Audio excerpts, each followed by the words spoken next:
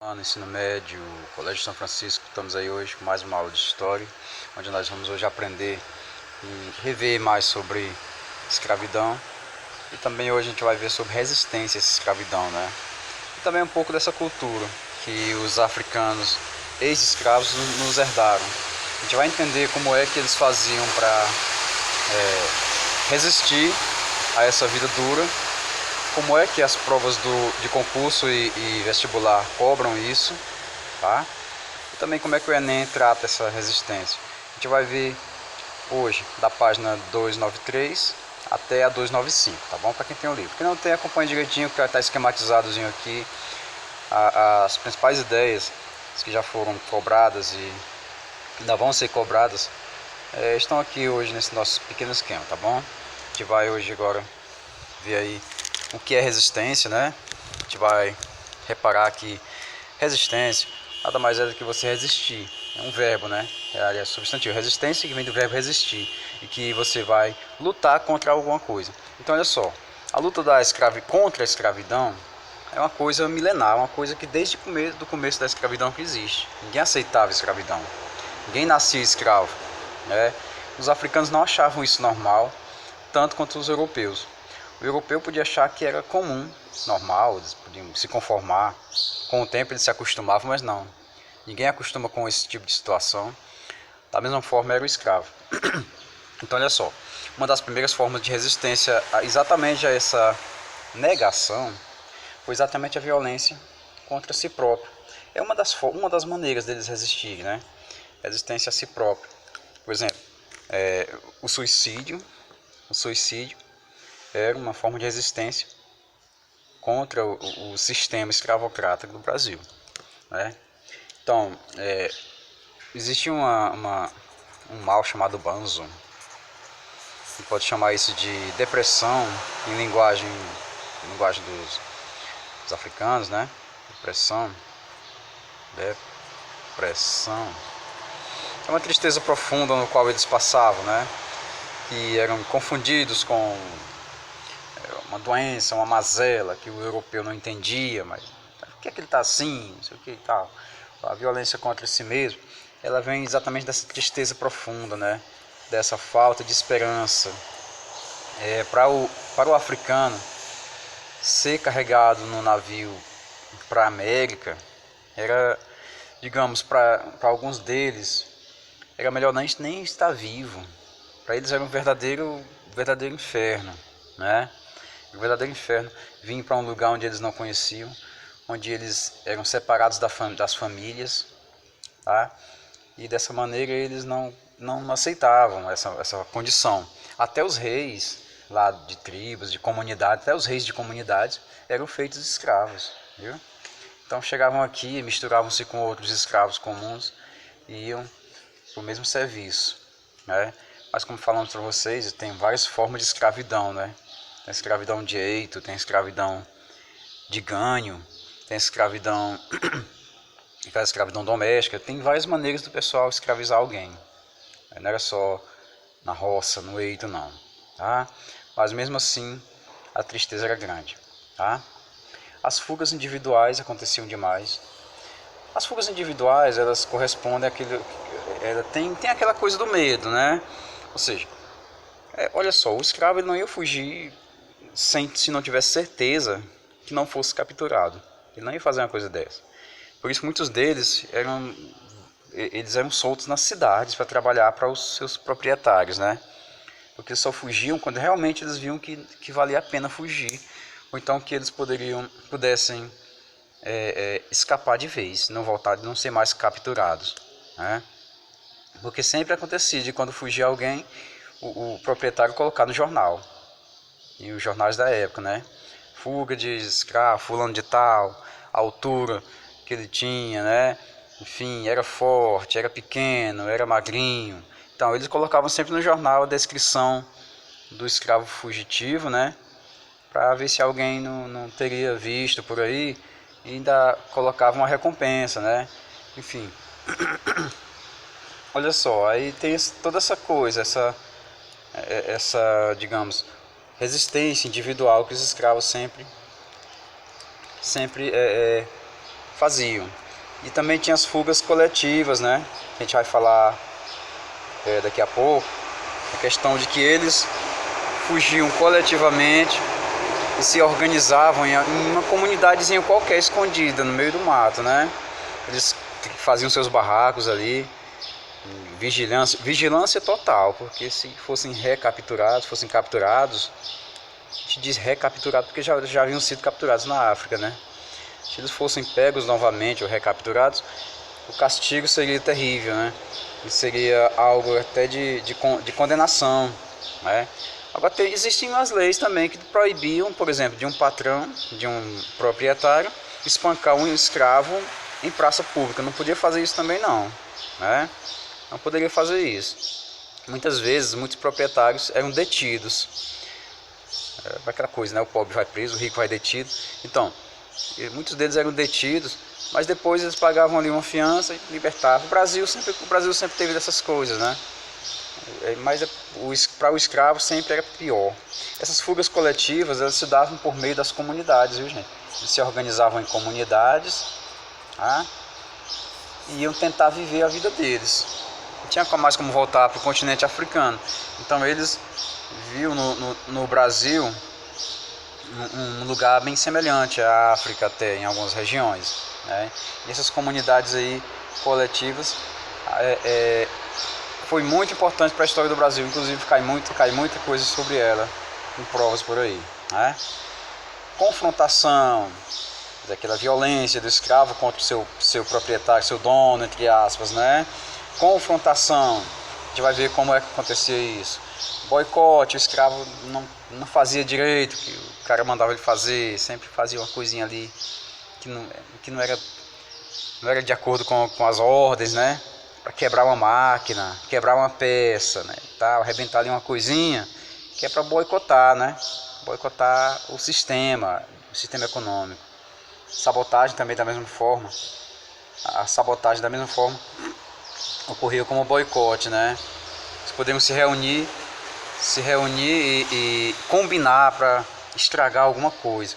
É uma questão interessante também. E as negociações. Quando o escravo fugia, né, o patrão colocava no jornal que não ia mais, digamos, ia pegar leve, não ia mais maltratar, não ia mais não sei o que.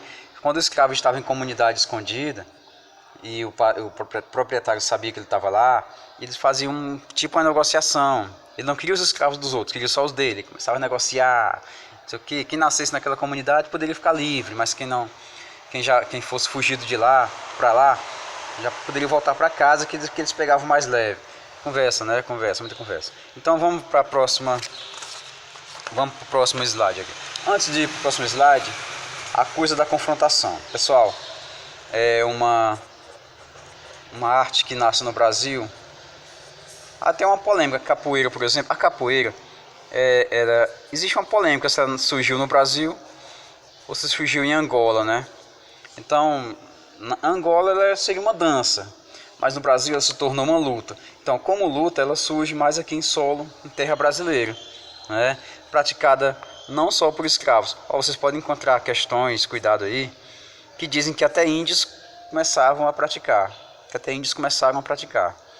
Então é comum, não é só coisa do escravo. Ah, professor, é coisa de marginal? Não. Em capoeira, inclusive, ela já foi uma defesa utilizada como guarda-costa, viu? Muitos ricos tinham capoeiristas como seus guarda-costas. Professor, e foi uma ocasião em que a capoeira ela foi considerada patrimônio do Brasil? Nem sempre. Ela é hoje considerada assim. Mas no comecinho da República ela foi proibida. E quem fosse pego praticando capoeira, quem desconfiasse que alguém praticasse capoeira e denunciasse, a pessoa poderia ser presa, né? Porque era considerado uma coisa letal, uma coisa como usar entorpecente, escondido, não podia fazer, né? Então a capoeira já serviu aos mais diversos fins, tá? Não foi só lutar e dançar, não. Já serviu para ricos contratar capoeiristas para quebrar cassinos, quebrar casa de jogos dos seus rivais. Acontecia muito isso. Capoeira já serviu aos mais variados propósitos, né? A gente vai agora para resistências coletivas. E assim, com relação à resistência coletiva, eles fugiam para diversas regiões que o pessoal começou a chamar de quilombos, né? Quer dizer, esconderijo no meio do mato. Quilombo, esconderijo no meio do mato, né? Esconderijo no meio do mato. Houveram mais, digamos, muitos quilombos no Brasil, muitos mesmo. A região do Brasil toda era montada por quilombo em todo lugar. Quilombo no sul, quilombo no norte, quilombo no nordeste, quilombo aqui na região do Piauí, quilombo na Bahia, quilombo em Pernambuco, quilombo em Alagoas. Todo lugar tinha resistência, né? No Rio de Janeiro tinha quilombo, Salvador tinha quilombo, Recife. Quer dizer, é uma realidade que deixou muita riqueza, porque quando esses quilombos foram desmontados, né, sobrou o quê? Sobraram o quê? As pequenas comunidades quilombolas, né? As comunidades quilombolas, que eram os remanescentes, também chamados de remanescentes, ou descendentes, como queiram, né? Mas pode aparecer de todo jeito, ó, quilombola, remanescente, remanescentes, descendentes, tá? Descendentes de quilombo, remanescente de quilombo, comunidade quilombola. Tudo isso são, digamos, o que restou, né? Mora gente lá, mora. Tem em Amarante, por exemplo, tem comunidades quilombolas em Amarante, no Piauí. Tem comunidade quilombola aqui próxima, aqui na nossa região de Valência. Tem comunidade quilombola em todo lugar, viu? Então, esses quilombos aqui no Brasil eram chamados dessa maneira. Mas por aí afora tinha outros nomes, tá, gente? A gente não pode achar que era só no Brasil que tinha quilombo, não. Uma resistência que em todo lugar da América tinha focos de resistência a essa escravidão, tá bom? No Enem já foi cobrada a questão da identidade, né? Enem 2011, por exemplo, a questão da identidade, quilombo, identidade. Quilombola já vem disso, deles se identificarem com seus antepassados, né? Essa identidade que eles falam aqui, se referindo aqui diretamente ao continente africano, de quando ele foi reconhecido como um local onde as pessoas realmente se identificavam como africanos. Será só na África? Será se no Brasil também eles se identificavam como africanos? Será se eles aqui nem lembravam mais de casa? Assim, a questão do Enem ficou meio vaga, porque não deixou claro se estava se referindo diretamente aos africanos ou se todos aqueles remanescentes de africanos. Mas uma das respostas lá do gabarito, aliás, a resposta do gabarito, poderia dizer que o continente africano ele teve sua identidade reconhecida a partir do momento que ele serviu aos propósitos mercantilistas do século XV. A partir que os europeus tiveram contato com eles, aí eles já são, digamos, reconhecidos e importantes no mundo todo. Mas claro, é lógico que bem antes disso, eles já tinham a sua própria identidade. Identidade é uma coisa forte, gente. Identidade é uma coisa... Se vocês puderem ler sobre identidade, é muito bom vocês fazerem isso, viu? Leia aí sobre identidade, faça uma redaçãozinha, um treinamento sobre o que é identidade. É só você me reconheça o quê? Eu sou o quê? Eu sou descendente de quê? O meu Brasil é descendente de quê? Essas coisas assim, viu? O Enem gosta dessas palavrinhas assim, as palavrinhas que você foca nelas ali, fica, eita, para você raciocinar, ele gosta muito dessas coisas, né?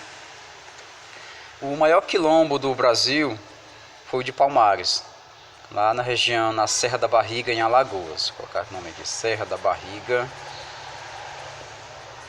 em Alagoas, tá? Palmares começa a ser formado em 1600. Essa provavelmente, mas a data correta, mas assim, comecinho do século XVII, terminando aqui o século XVI, 1600, o pessoal começa a montar Palmares, um quilombo tão grande, uma região tão grande, maior do que Portugal, vamos dizer assim, é grande demais. Só que não era só uma comunidade lá dentro, eram muitas comunidades lá dentro, viu? muitas comunidades lá do Quilombo dos Palmares. Inclusive, olha só que interessante, teve uma questão uma vez que disse que a National Geographic, você sabe que a National Geographic é uma revista muito famosa lá dos Estados Unidos. A National Geographic já fez uma matéria sobre o Quilombo dos Palmares aqui na década de 90 do século XX. Aí vieram arqueólogos, vieram muitos antropólogos, cientistas, para ver aí a riqueza que o Brasil tinha, porque ainda existe ainda lá a região, sabe? Existe lá a região onde funcionou o Quilombo dos Palmares. Aí esse monte de comunidade unida, né, formava o que a gente pode chamar de Quilombo dos Palmares, né? A FGV, por exemplo, já cobrou a respeito da definição de quilombo, viu? Já cobrou a respeito. Ele queria saber se o aluno sabia o conceito de quilombo, viu? Inclusive foi uma dessas questões que você escreve, a chamada discursiva, né? E também a FGV já perguntou aos alunos se eles sabiam a relação dos quilombos dos Palmares com a sociedade lá. Será se eles lá dentro não faziam nenhum contato com o pessoal lá fora? Faziam, gente, viu? Eles faziam muitos contatos. Eles vendiam para comunidades vizinhas, que não necessariamente poderiam ser quilombos, não, poderiam ser uma fazenda vizinha. Eles faziam acordos, faziam comércio, faziam escambo. Escambo é troca de mercadoria por outra, viu, gente? Então existe sim, havia sim uma relação de Palmares com outras regiões vizinhas. Não vão cair nessa de que não havia, que era um negócio fechado, que só eles lá produziam para eles próprios, não, tá bom? Tinha um comércio lá muito, digamos assim, muito avançado. Avançado no sentido de que tinham contatos comerciais com outros povos, tá bom? Seus líderes aqui mais famosos foi Ganga Zumba. Olha só, outro erro que o pessoal comete muito é achar que Ganga Zumba, que é um G, Ganga Zumba era o mesmo Zumbi, não. O Ganga Zumba foi o primeiro líder lá de Palmares, tá bom?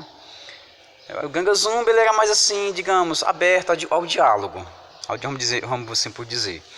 O Ganga Zumba fazia acordos com o pessoal de fora. O Ganga Zumba às vezes, até com o governo ele tentou fazer um acordo, né? O governo disse, rapaz, vocês libertam só os escravos que fugiram, que estão escondidos lá dentro. Os que nasceram lá, vocês podem deixar lá na comunidade. O Ganga Zumba até ficou balançado pela proposta, né? Voltou para casa com essa proposta, o pessoal não aceitou muito, não achou boa não. Com o tempo dizem que ele foi assassinado, né? Foi envenenado por uns radicais que não aceitavam as ideias do Ganga Zumba, e assume seu sobrinho, o Zumbi, né? O Zumbi era mais, digamos assim, mais guerreiro, mais lutador. Ele não queria, não confiava nos fazendeiros, né, no governo, de jeito nenhum. Então, foi daqui que, olha só, antes de continuar bem aqui no Zumbi, tem outra coisinha que eu quero falar para vocês, que inclusive é preciso saber. Em Palmares não eram só ex-escravos que moravam lá não, viu, gente? Tinha também digamos, sertanejos morando lá, pessoal que era mais marginalizado. Tinha índios morando em Palmares, faziam contatos, ficavam logo morando lá. A comunidade tinha cerca de 25 mil pessoas morando em Palmares. Foi o maior quilombo, foi o maior quilombo da América Latina, viu, gente? Foi o maior quilombo da América Latina. É muita gente, né?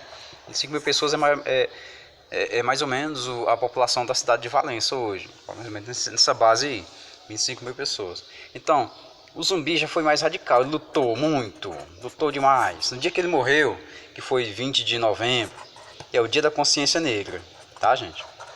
De novembro, dia da queima de Palmares, destruição de Palmares.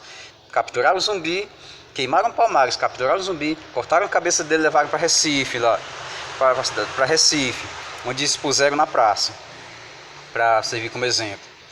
Olha só, quem acabou com isso?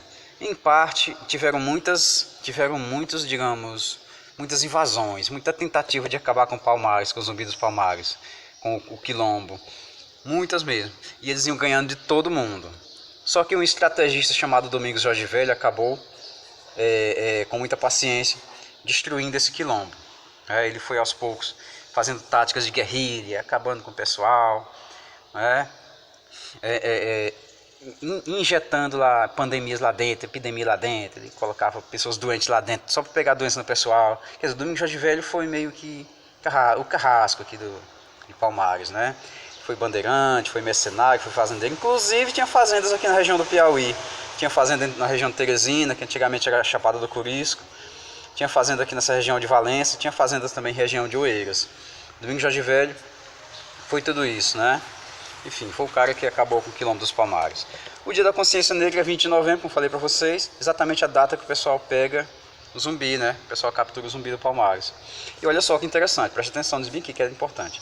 Na nossa Constituição de hoje, tá? Que é a de 88, a nossa Constituição atual, ela dá o direito dos descendentes de quilombolas às terras de quilombos. Só que isso existe no papel. Isso não quer dizer que na prática os governos, digamos, aceitem, não. Os governos fazem isso, não. Mas no papel, lá na Constituição diz que o direito dos descendentes dos quilombolas, eles têm direito às terras dos quilombos, que eles nasceram lá. Viu? E outra coisa interessante, que fala que racismo é crime inafiançável e imprescritível. Tá lá na Constituição, viu, gente? Cuidado com esses dois pedacinhos aqui, é bom vocês gravarem com muito cuidado mesmo. Porque gosta já caiu 2 vezes em questões por aí. Quando cai 2 vezes, é bem provável que a terceira vez caia também. Olha só, racismo é crime inafiançável por quê? Porque não pode pagar a fiança, não. Se o cara cometeu racismo, ele vai preso, não tem história de fiança, não. Fiança é quando a pessoa paga para sair da prisão. E imprescritível quer dizer, não pode, digamos, não, que o tempo passe, não importa que o tempo passe 20 anos, 30 anos, não. O crime está lá. O crime não vence, não. Não tem data de vencimento para o crime, não. É imprescritível, viu, gente? Olha, pessoal, a aulinha de hoje avançou um pouquinho, né? Eu vou fazer só 2 questões hoje com vocês. Aí as outras vão para casa, ok? Vamos ver aqui, ó. Sobre os quilombos no Brasil colonial, é correto afirmar que formaram-se quilombos em várias regiões do Brasil. Até aí está certo. Havendo convívio entre populações escravos africanos e indígenas, né? Certo.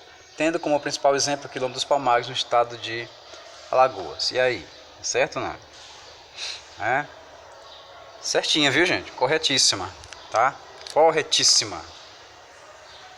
Essa questão define bem o que nós acabamos de falar, tá? Essa questão do Enem aqui, ó. Presta atenção aqui. A escravidão não há de ser suprimida no Brasil por uma guerra servil. Servil quer dizer escrava, né? Muito menos por insurreições ou atentados locais. Percebam que o Enem sempre coloca um textinho antes. Não deve ser-lo tampouco por uma guerra civil, como foi nos Estados Unidos. Ela poderia desaparecer talvez depois de uma revolução, como aconteceu na França, sendo essa revolução obra exclusiva da população livre. É no parlamento e não em fazendas ou quilombos do interior, nem nas ruas e praças da cidade, que há de se ganhar ou perder a causa da liberdade. Eles querem que o parlamento acabe com a escravidão. Isso, ok. No texto de Joaquim Nabuco, defende um projeto político sobre como deveria ocorrer o fim da escravidão no Brasil, que não seria por luta, né, gente, mas seria por uma lei. Então, no qual copiava o modelo haitiano de emancipação. Não, sabe por quê? Porque no Haiti teve muita luta, não teve nada de parlamento lá não. O pessoal conquistou a liberdade. B. Incentivava a conquista de alforrias por meio de ações judiciais. Também não. Tá? Optava via legalista de libertação. Correta, viu, gente? Legalista que vem de lei. E a lei, quem faz é o parlamento. Pessoal, um grande abraço. A aula de hoje foi mais curta um pouquinho, né? Tio vai mandar umas perguntas aí do Enem para casa, na atividade de vocês. E até mais, até a próxima. Bom dia.